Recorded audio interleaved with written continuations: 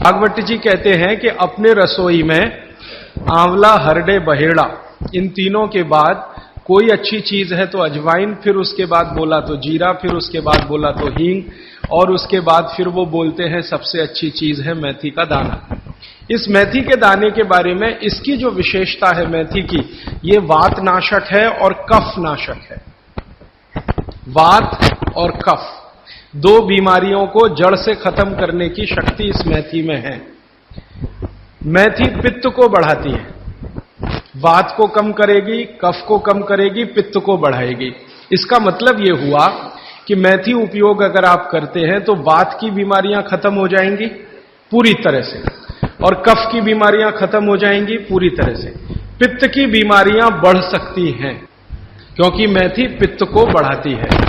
तो जिन लोगों को पित्त की बीमारी पहले से है, उनके लिए विनती है कि वो मेथी का उपयोग ना करें। जिनको पित्त की बीमारी पहले से है, वो मेथी का उपयोग ना करें। पित्त की बीमारी आप समझते हैं, एसिडिटी होना, हाइपर एसिडिटी होना, अल्सर होना, पेप्टिक अल्सर होना, मुंह में पानी आना, खाने का हजम नहीं होना, खाना खाने के 2-3 घंटे बाद भी खाने का टेस्ट मुंह में रहना, डकारे आना वगैरह वगैरह, हिचकी आना, ये ज्यादातर पित्त से जुड़ी हुई बीमारियां। तो मेथी के लिए भागवत जी कहते हैं कि पित्त के रोगी छोड़कर वात और कफ के रोगी इसको भरपूर मात्रा में ले सकते हैं। अब वात की बीमारियां अगर आपकी हैं, घुटने दुखना, कमर दुखना, कंधे दुखना, जोड़ों का दर्द, मेथी का उपयोग जरूर करें, जरूर करें। अब आप पूछेंगे जी मेथी का उपयोग करने का तरीका बहुत सरल बताया भागवत जी ने कि रात को 1 गिलास गुनगुने पानी में या गर्म पानी में 1 चम्मच मेथी दाना डाल दें, रात भर उसको रखें, सुबह उठकर मेथी दाने को चबा चबा के खाएं। चबा चबा के खाने का महत्व तो बहुत है। कई लोग मेथी की फंकी लेते हैं, पिसा हुआ मेथी होता है ना, उसकी फंकी लेते हैं, लेकिन फंकी का महत्व तो इतना नहीं है जितना चबाकर खाए हुए मेथी का है। क्यों? कारण उसका यह है कि जैसे ही मेथी आप चबाते हैं, लार बनना बहुत तेजी से शुरू होती है, क्योंकि मेथी का जो स्वाद है ना, वो कटुक है, कषाय स्वाद है उसका।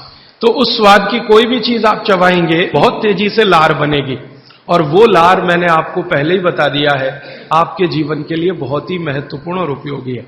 इसलिए मेथी दाने को चबाकर खाने का असर बहुत गहरा और बहुत अच्छा होता है। तो आप मेथी दाना नियमित रूप से अपने घर में रखें, रसोई में रखें, उसका उपयोग करें। इस मेथी दाने के लिए एक बात वैसे मैंने महसूस की है, हमारे ज्यादातर घरों में अचार जितने भी बनते हैं सब में मेथी होती है ज्यादातर। तो आप भागवत जी की बात अगर मानते हैं और सुनते हैं, तो जो भी अचार में मेथी है वो अचार नहीं है, औषधि है, दवा है। माने आप कभी भी अपने जीवन में ऐसे अचार खाने से परहेज ना करें जिसमें मेथी है। मेथी है तो जरूर खाएं, वो चाहे आम का अचार हो, चाहे कोई भी दूसरा नींबू का हो, या जो भी अचार आप डालते हैं, अगर मेथी है तो जरूर उस अचार को आप खा सकते हैं। कुछ अचारों में मेथी के अलावा ये भी होती है, अजवाइन होती है। अगर अजवाइन है तो आप जरूर अचार खा सकते हैं, क्योंकि महत्व की बात जो आपको मैं समझाना चाहता हूं वो ये कि किसी भी अचार पर, किसी भी फल पर औषधियों का असर फल से ज्यादा होता है। जो विज्ञान की बात है वो ये कि आपने अचार डाला, तो मान लो आम का फल था, आम के फल का अचार डाला, अब इस पे मेथी पड़ गई या इस पे पड़ गया ये अजवाइन पड़ गई, तो अजवाइन और मेथी 2 ऐसी औषधियां हैं जो दूसरे के प्रभाव को बहुत कम और अपने प्रभाव को बढ़ा देती हैं। तो कई लोग ऐसा घबराते हैं ना, मुझे अचार खाना तो अच्छा लगता है लेकिन खा नहीं सकता क्योंकि मुझे ऐसी तकलीफ है। मैं आपको ये कहना चाहता हूं कि अगर मेथी पड़ी हुई है किसी भी अचार में और आप वात के रोगी हैं या आपको कफ की तकलीफ है, तो बेझिझक वो अचार खाइए, तो अचार के साथ मेथी जाएगी। और अचार में पड़ी हुई मेथी का असर वो 20 गुनी ज्यादा होती है। तो इसलिए अचार में पड़ी हुई मेथी जितनी पुरानी होती जाएगी आपको उतनी ही लाभकारी है। और ठीक यही बात उन्होंने अजवाइन के लिए लिखी है कि अजवाइन अचार में पड़ गई है तो आप समझ लो कि वो बहुत गुनी बढ़ गई है। कोई भी MBBS MD डॉक्टर से पूछ के देख लीजिए, उसके बारे में कुछ नहीं जानता, और चूंकि वो जानता नहीं है तो अनजाने में कह देता अचार मत खाओ जी, हाँ, नहीं तो ये हो जाएगा, वो हो जाएगा। उसको ये मालूम नहीं है कि मेथी दाने का अचार है, अजवाइन का अचार है, जीरे का अचार है, हींग का अचार एक बनता है। तो भागवत जी कहते हैं कि जितने तरह के फलों के अचार हम बनाते हैं, उसमें आयुर्वेदिक औषधि अगर पड़ गई है तो वो फल का असर कम है, औषधि का असर ज्यादा है। और आयुर्वेद की औषधियों को कुछ विशेष कॉम्बिनेशन में तेल के साथ अगर आप उपयोग कर रहे हैं तो असर सबसे ज्यादा है। थोड़ा आगे बढ़ते हैं। वो हमारे रसोई घर में एक चीज के बारे में बहुत बखान करते हैं, माने बहुत बढ़ाई करते हैं। वो ये कहते हैं कि जो लोग खाने के बाद पान खाते हैं चूना मिलाकर, वो जिंदगी भर वात के रोगी होंगे नहीं। जो खाने के बाद पान खाते हैं चूना मिलाकर, वो जिंदगी भर वात के रोगी होंगे नहीं। माने चूना, वो बोलते हैं, सबसे बेहतरीन वातनाशक औषधि है। मेथी का दाना तो है ही, चूना उससे थोड़ा 1 डिग्री ऊपर है। मेथी दाने से चूना सबसे अच्छी वातनाशक औषधि है। चूने के बारे में भागवत जी का बहुत बहुत रिसर्च है, बहुत रिसर्च है। और वो ये कहते हैं कि ये भगवान की दी हुई प्रचंड मात्रा में अद्भुत ऐसी चीज है जो आपके वात के सब रोगों को दूर करेगी। माने घुटने दुखते हैं, कमर दुखती है, कंधा दुखता है, चूना खाइए। फिर वो कहते हैं कि इतना ही नहीं, शरीर में कैल्शियम जो है ना, कैल्शियम ये एक घटक है, माइक्रो न्यूट्रिएंट इसको कह सकते हैं अंग्रेजी में, सूक्ष्म पोषक तत्व है। ये कैल्शियम के बारे में जो गंभीर बात है आज के विज्ञान के हिसाब से, जो मैं कहना चाहता हूं, भागवत जी ने तो 3500 साल पहले कह दिया, आज का विज्ञान उसको प्रूव कर रहा है, कंफर्म कर रहा है। वो ये कि कैल्शियम की कमी अगर शरीर को है तो आपको 20 नहीं 50 बीमारियां आएंगी। कैल्शियम की कमी अगर है शरीर को तो 50 बीमारियां आएंगी। क्या क्या आ सकता है? हर तरह का दर्द आपको होगा, हर तरह का, मांसपेशियों का दर्द, हड्डियों का दर्द, सब तरह का। हड्डियों की जितनी विकृतियां हैं वो सब कैल्शियम की कमी से आएंगे। हड्डियों के जितने रोग हैं वो सब कैल्शियम की कमी से आएंगे। फिर वो कहते हैं कि रक्त के बहुत सारे रोग कैल्शियम की कमी से आते हैं, रक्त के रोग, खून की बीमारी। फिर वो कहते हैं कि बहुत सारे कफ के रोग कैल्शियम की कमी से आते हैं। तो कैल्शियम कम नहीं होने देना चाहिए। जो विज्ञान आज का कहता है, आधुनिक विज्ञान ये कहता है कि कैल्शियम वो माइक्रो न्यूट्रिएंट है, वो सूक्ष्म पोषक तत्व है जिसके शरीर में रहने पर ही दूसरे सूक्ष्म पोषक तत्व उपयोगी होते हैं। ये 12-15 साल का रिसर्च है, एक वाक्य में मैंने खत्म कर दिया।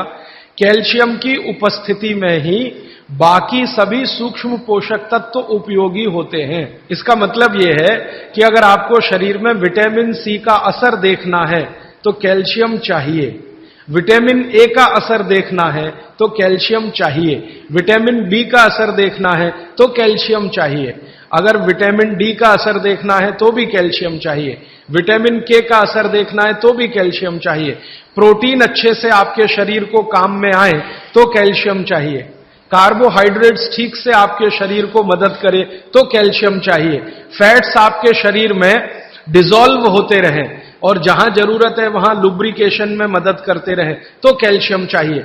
माने समझ लीजिए कि कैल्शियम अगर नहीं है तो शरीर में सब कुछ बीमारियां आने ही वाली हैं। इसलिए कैल्शियम की उपलब्धता शरीर को होनी ही चाहिए। अब इसके बारे में भागवत जी कहते हैं, आधुनिक विज्ञान ने अभी प्रूव किया, भागवत जी पहले ही कह गए कि हमारे शरीर की 40 वर्ष की उम्र तक, 40 से 45 वर्ष की उम्र तक जो कुछ भी हम खा रहे हैं इसी में से हमको कैल्शियम मिलता रहता है। सबसे ज्यादा कैल्शियम आप जानते हैं दूध में है, दूध, फिर दूध के बाद दही, दही के बाद मट्ठा, मट्ठे के बाद मक्खन, मक्खन के बाद घी, इन सब में भरपूर कैल्शियम है। फिर आपने खाया संतरा, मौसम्मी, नारंगी, अंगूर, द्राक्ष, जो भी खट्टे फल, आम वगैरह वगैरह, सब में कैल्शियम भरपूर मात्रा में है। फिर सबसे ज्यादा कैल्शियम फलों में माना जाता केले में है। केला भरपूर खाना चाहिए क्योंकि कैल्शियम का सबसे बड़ा भंडार है और आसानी से हजम होता है। तो ऐसे जो फल हैं इनका जो कैल्शियम है ये 40-45 साल तक हमें आसानी से मिलता रहता है, क्योंकि शरीर की जो बायोकेमिस्ट्री है 40-45 साल तक एकदम दुरुस्त और तंदुरुस्त रहती है। जठर अग्नि भी तीव्र रहती है, बाकी सब फंक्शन ठीक है। लेकिन जैसे ही 45 की उम्र खत्म होती है माताओं को ये बात विशेष रूप से कह रहा हूं, बहनों को, माताओं को। जैसे ही आपकी 45 की उम्र पूरी होती है और आपका मेंसेस साइकिल बंद होता है, मासिक धर्म आपका बंद होता है, उसी समय आपको कैल्शियम हजम होना कम होना शुरू होता है। आप कितना भी ये सब चीजें खाएं, केला भी खाएं, ये भी खाएं, लेकिन कैल्शियम उतना पूर्ति नहीं करता, क्योंकि कैल्शियम को शरीर में डाइजेस्ट कराने वाला जो हार्मोन है वो तभी तक आपको है जब तक आपकी मासिक चक्र की शुरुआत है। मासिक चक्र बंद होते ही ये हार्मोन कम होता है। आप जानते हैं कई हार्मोन्स कम हो जाते हैं, तो कैल्शियम डाइजेस्ट होना बहुत मुश्किल होता है। तब आपको जरूरत पड़ती है कि बाहर से कैल्शियम लें।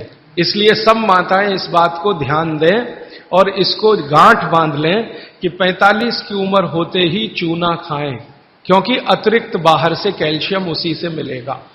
चूना जरूर खाएं आप सबके लिए, और आपको भी है चूना खाएं, क्योंकि आपकी उम्र भी 45 की जब पूरी होगी तो ये जो कैल्शियम है वो आपके लिए पर्याप्त नहीं है जो फलों से और सब्जियों से आ रहा है, कुछ अतिरिक्त चाहिए।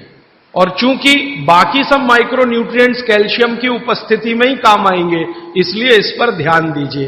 तो शायद इसलिए इस देश में एक परंपरा विकसित हुई है पान खाने की। ये पान खाने की परंपरा बहुत वैज्ञानिक है, बहुत ही वैज्ञानिक। जिसने भी शुरू की वो बागभट्ट का पक्का चेला रहा होगा, बहुत समझकर उसने ये शुरू की। और ये अद्भुत है। अद्भुत मैं इसलिए कह रहा हूं कि भारत की सब जातियों में उत्तर से दक्षिण, पूरब से पश्चिम ये परंपरा है। कहीं भी चले जाओ, आप सिक्किम में चले जाओ, अरुणाचल में चले जाओ, वो भी पान खाते हैं। और आप धुर दक्षिण में आ जाओ तो यहां भी है, उत्तर में चले जाओ, कहीं भी चले जाओ, तो ये पान खाना भारतीय सभ्यता का एक बहुत महत्वपूर्ण अंग है जो स्वास्थ्य से जुड़ा हुआ है। बस ध्यान इतना ही रखिए कि पान जो है चूने का ही खाना है। पान जो है चूने का ही खाना है। पान कभी भी कत्थे वाला ना खाएं, क्योंकि कत्था आपके लिए उतना उपयोगी नहीं है। कत्था स्वाद के लिए आप उपयोग करते हैं, चूना औषधि के लिए उपयोग करते हैं।